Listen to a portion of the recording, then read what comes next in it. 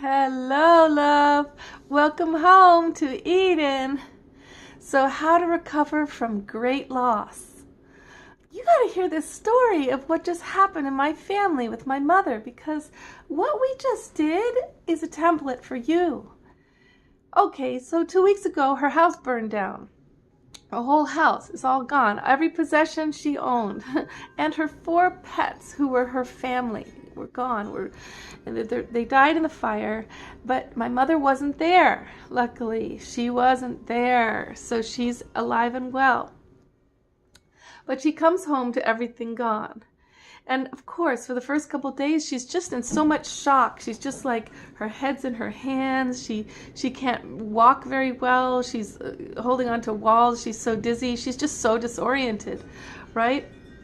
And then it started to get really bad. Like her depression started to get scary and dysfunctional. And I remembered that her dissertation was on how we take change, how we react to our disasters and what we do with that. So in other words, a child who is, there's a story of 3 orphans and how each orphan takes the situation of losing their parents, sets up a lifestyle, a whole life story for one of them who has a positive story has a positive life. One who has a negative story has a really negative life. So it's all, I reminded her of this. I said, Mama, remember your dissertation. You got to create a positive story out of this somehow. And she was like, I just need to grieve. Cut it out. Don't make me think anything positive. She was right. I'm so relentlessly positive. It can be really annoying. But after a while, the way she was sinking down, she realized, oh, she really needed a handhold up before she sunk very far. So we started looking at, I started pointing out to her the things in the fire that had not burned. For example, when we came into the totally charred black rubble, there was a card of the Phoenix Firebird sitting on what was left of the piano, completely untouched. It was by Peter Roof, the artist. He's a magic artist, and his magic art stayed untouched, sitting on the piano, but it was also the Phoenix Firebird. So I said to my mom, let's look at the metaphors of the universe talking to you. And this is what you need to do, darling, in your disaster. Look at the metaphors and see, was there divine energy in this travesty that you went through? Because we changed our story in this incredible way that I want to explain to you now, where we started to understand the fire not as a ravaging beast out to get her, but instead as a divine fire that came and swept through her life to rearrange everything and resurrect her as a new firebird. And that firebird sitting on the piano was our first key. So then, starting with this metaphor very powerfully, as we searched through the rubble for anything, any treasure that was left behind, the only things remaining were a picture of my great-grandmother, her mother, a picture of my mother, a picture of my daughter, and a picture of me. Our family remained there in entirety in those pictures. So that was the first clue after the Firebird. Then we found a temple god of fire, also not burned. And we found it from Bali.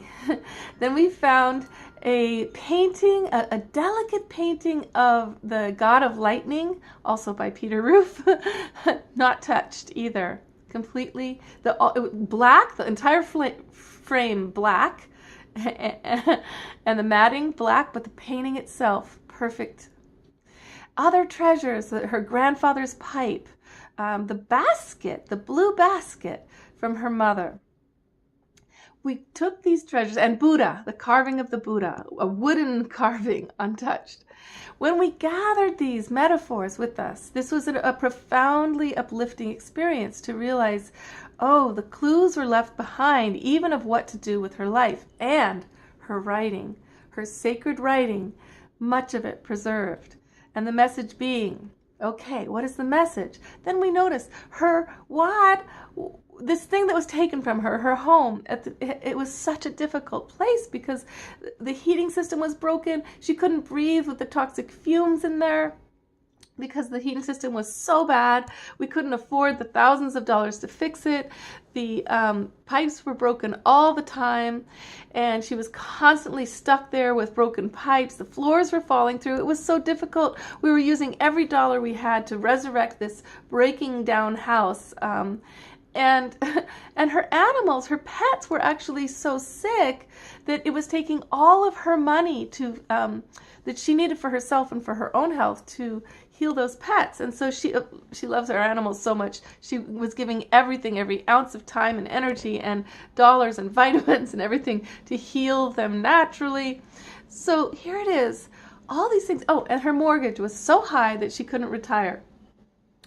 So all at once, everything, and she had so many belongings, so many beautiful belongings and treasures that there was no longer room for anybody to sit down in the house.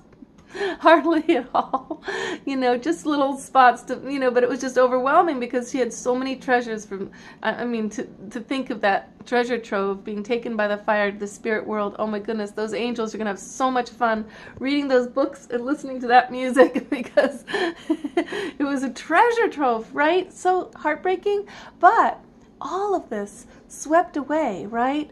The high mortgage, the toxic fumes, the animals that she couldn't take care of herself with, the inability to have space because of loving her belongings so much, all wiped away, all washed away.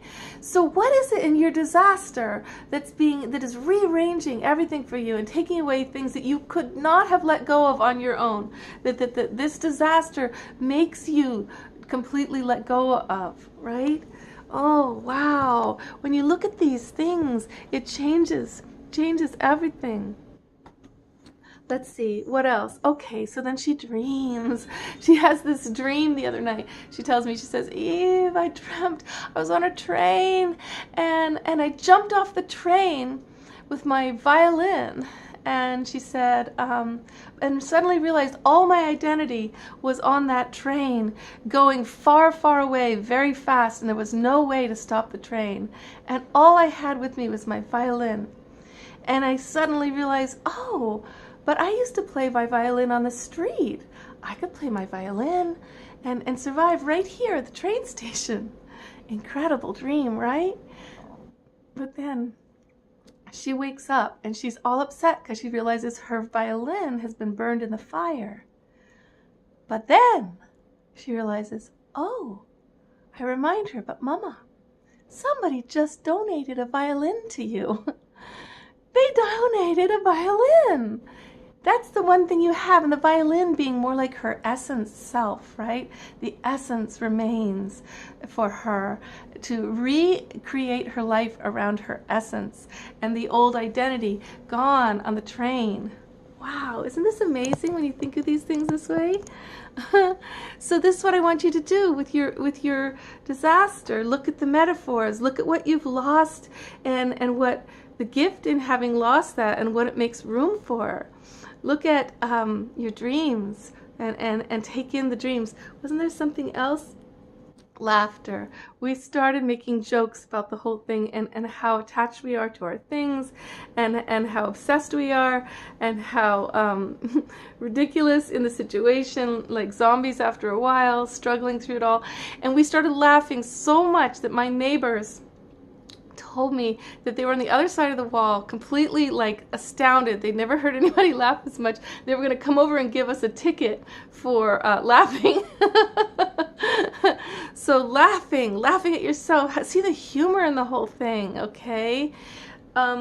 Then there's also reaching out. We reached out on Facebook. We told people the disaster, the thing we've been in, and people have started to swarm around and give gifts to her and raise money on GoFundMe, which is, by the way, GoFundMe/Rosemary-Fire-Recovery-Fund. Rosemary's Fire Recovery Fund. Yeah. And then we started to feel less alone, and she especially, who has been alone as an older woman, got all these women back into her life, all these writer women and incredibly powerful lesbian women who just had this beautiful energy to just like, she's getting showered with clothes, she's dressing beautifully in a whole new way now with these fancy clothes from the women, and she's an apartment has been donated of belongings from somebody's apartment. Jeff Henricks, thank you so much. So here it is. You ask, you go out there, you let people know the situation you're in, how upset you are, and now you can receive. Ask and you shall receive. You've got to ask, okay? You've got to ask. Good.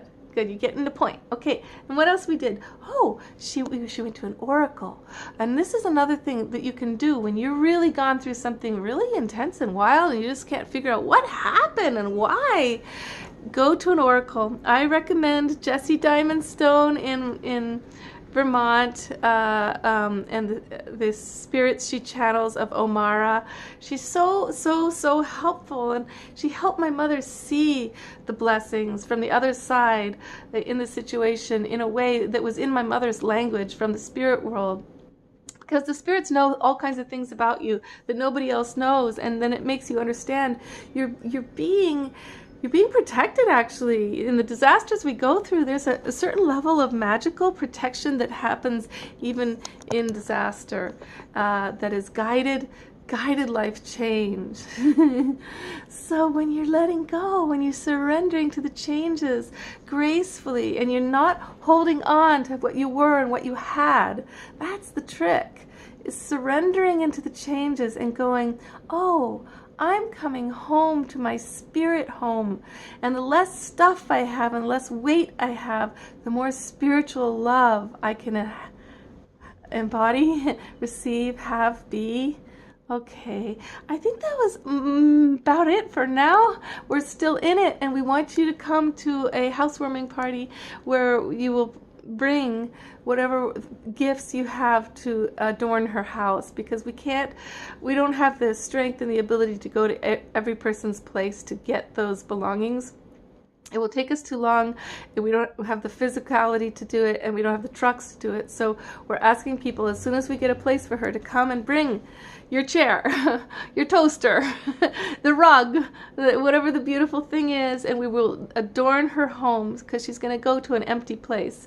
She lost everything, and now's the time for us all to be a family that takes care of each other. Great. I love you. See the blessing, okay? See the blessing and resurrect from your disaster. It's not even in disguise. It's just a big gift. Okay, much love, darling.